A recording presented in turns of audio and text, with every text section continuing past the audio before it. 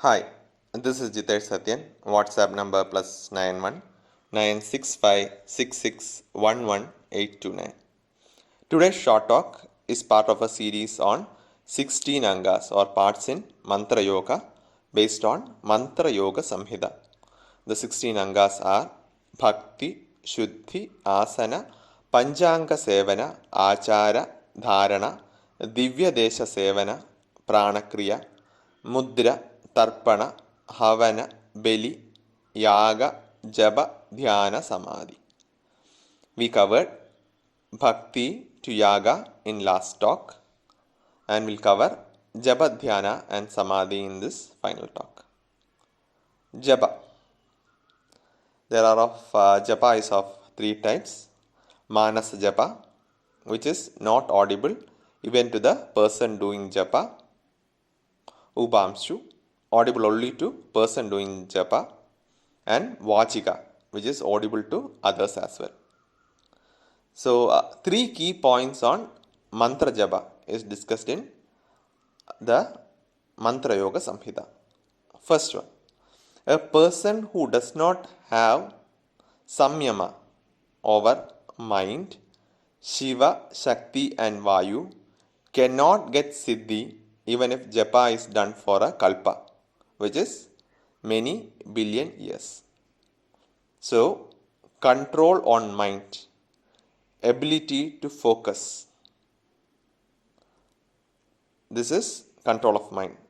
So, samyama over mind, Shiva Shakti and Vayu is mentioned. Control on mind involves the ability to focus.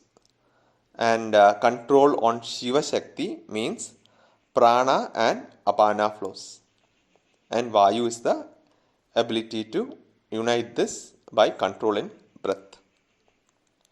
So, this is one essential requirement for mantra siddhi. The second key point is the mantra should be removed of impurities, sutakas for siddhi. Otherwise, it will never be fruitful. So, these are defilements. Sutakas, defilements, are caused due to birth and death of the mantra, which is removed by combining with Brahma Bija. So, this is another secret. The essence is to combine the mantra with prana and remove the breaks in prana and apana, thus eliminating birth and death of the mantra, as there is no start and end because you have removed the break between prana and apana. How this is to be done is to be learned from a proper guru. So this is another specific requirement to attain siddhi. Third, a sadhaka who does not know the meaning of the mantra, yoni mudra, and how to give mantra chaitanya will not be successful even if japa is done for 100 million times. So we'll share the secret from all of this as well. Meaning of mantra varies based on devata, activation points and results. So this is to be learned from the guru in terms of based on which devata and mantra is given, because this is different for each mantra. Next is yoni mudra. So yoni mudra is not the external mudra that is being mentioned here. It is the internal meaning of the different mudras. So it is attaining Kevala Kumbhaga and directing prana upwards to the source, to the yoni. This comes after Kejari Siddhi or Mudra. So the Desha Mahamudras also have a lot of internal meaning. Kejari, Sarva Bija, Sarva Yoni. So you see after Kejari comes Yoni.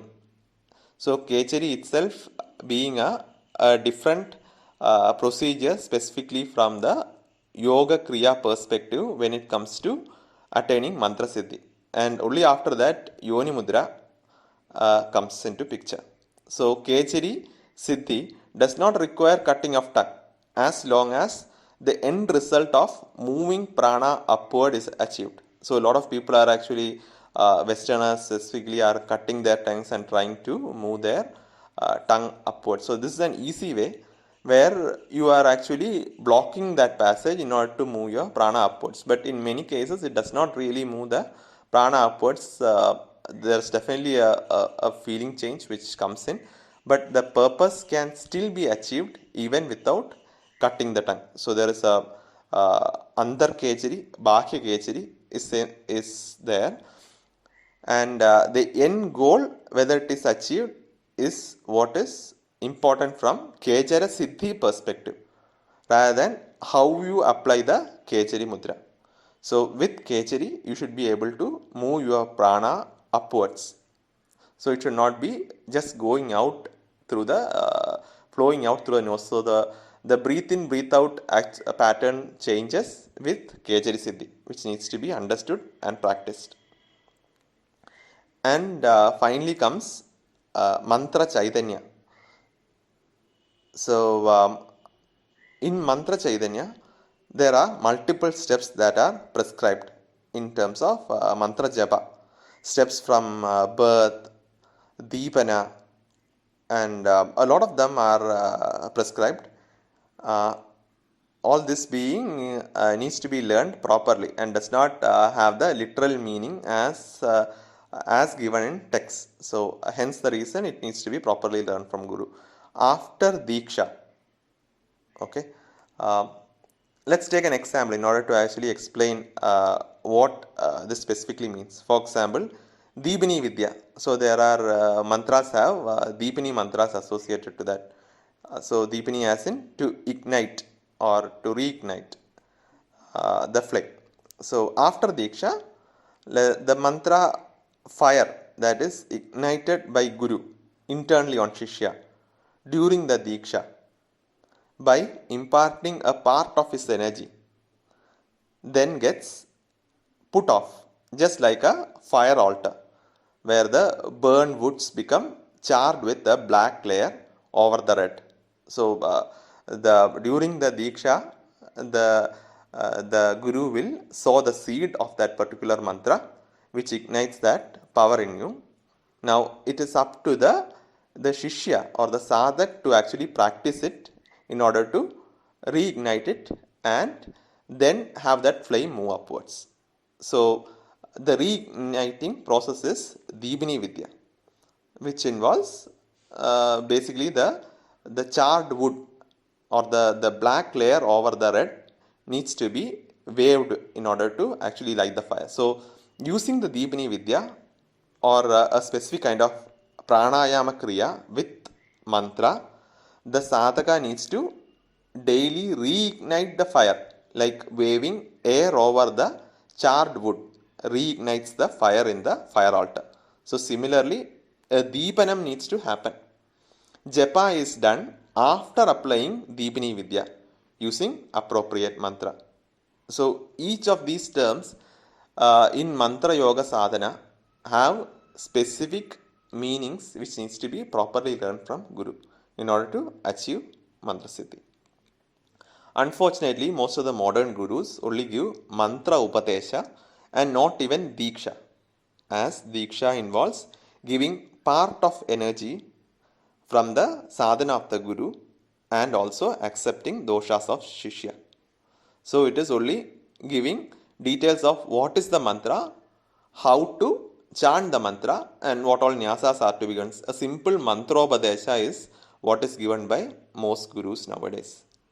Even after giving Diksha or Upadesha for that matter, they have no knowledge on the actual steps for Samyama, where no advice is given on how mind control needs to be achieved, how focus needs to be achieved, how a person needs to achieve Samyama over mind, Shiva Shakti, Vayu, what mudras needs to be followed, how to get mantra chaitanya and other states to guide the sadhaka to attain mantra siddhi. But the good thing is, or the fortunately, modern sadhaks also don't have the time to do proper sadhana and is happy with the peace of mind effect from repeating a set of words as a mantra. So gurus are also happy by doing steps that get them money, like Upadesha, Abhisheka, Purascharana, 30k for Abhisheka and 50k for Purna Abhisheka, and Shishya opts for 50k so that he can then claim that he had Purna Abhisheka, is now a guru, and can recover this money by repeating this trick on someone else. So this is not to downplay any tradition or guru, just the simple fact of what is happening nowadays in terms of mantra yoga sadhana. Okay, so we covered japa. Next is dhyana. So the meditation form of devata as are actually many and needs to be suggested by guru based on the mantra and disposition of sadhaka. Continuous one-pointed focus on the meditative form, the dhyana form associated to the mantra, is key in mantra yoga practice. Dhyana form does not have to be necessarily physical form of the devata, though physical form for meditation is usually imparted first to stabilize focus. One thing to note is that dhyana verse is not just to recite once before mantra japa. A lot of people are doing it. They will just say after nyasas and all, they will just say dhyana. The word is dhyana, and then they will actually just chant the dhyana slokas of the meditation form of the devata, which completely defeats the purpose of dhyana. So dhyana form is given in order to understand that this is the form to be meditated upon. In many cases, people don't even give the meaning of the dhyana verses, or without knowing the meditation form and the verses are simply chanted without any understanding of why it is being done. It is specifically for dhyana. Finally, samadhi. Similar to Mahalaya, which is the term used for samadhi in lay yoga, or Mahabodha, which is the term for samadhi in Hatha yoga, the term in mantra yoga for samadhi is Mahabhava. In this state, the sadhak, the mantra, and the devata become one. That is, the person doing the dhyana, the act of dhyana, and the devata on which dhyana is performed becomes one. So now we have discussed all the 16 angas or parts in mantra yoga based on Mantra Yoga Samhita. Thanks for listening.